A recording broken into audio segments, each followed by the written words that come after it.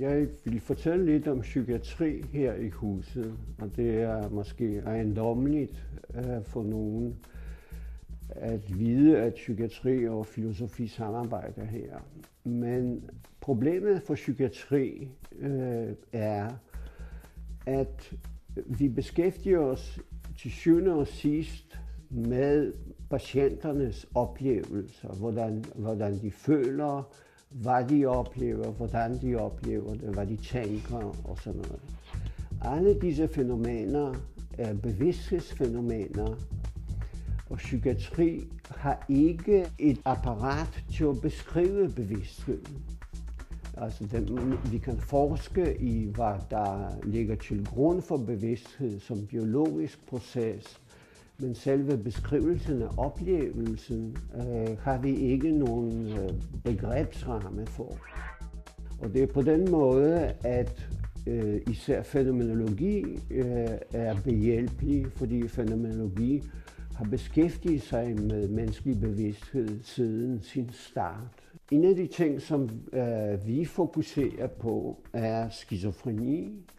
Jeg har været aktiv i skizofreniforskning igennem mange år, og man kan sige, at vi har ikke fundet årsagen til skizofreni. Men en af de ting, som vi har fundet, er, at vi mener, at en af de grundlæggende forstyrrelser ved skizofreni er faktisk en form for bevidsthedsforstyrrelse. Forstået på den måde, at den gængse, naturlige måde, vi har, når vi oplever verden på. Det vil sige, at vi ser verden i første persons perspektiv, og vi føler os selv som en, reel, virkelig subjekt, der oplever det hele.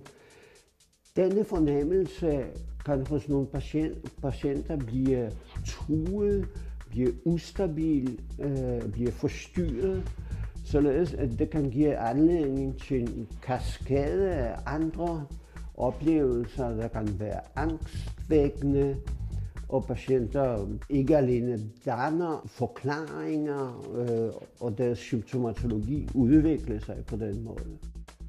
Så vi mener, det er en ganske central aspekt af skizofreni, og vi har påvist det ved adskillige empiriske, altså almindelige psykiatriske undersøgelser. Vi fortsætter i den retning. Vi har udviklet et spørgeskema, som tillader klinikeren at opfange disse fænomener. Og dette spørgeskema er nu oversat til 9 forskellige sprog. Og vores arbejde har tiltrukket sig temmelig meget udenlandsk interesse.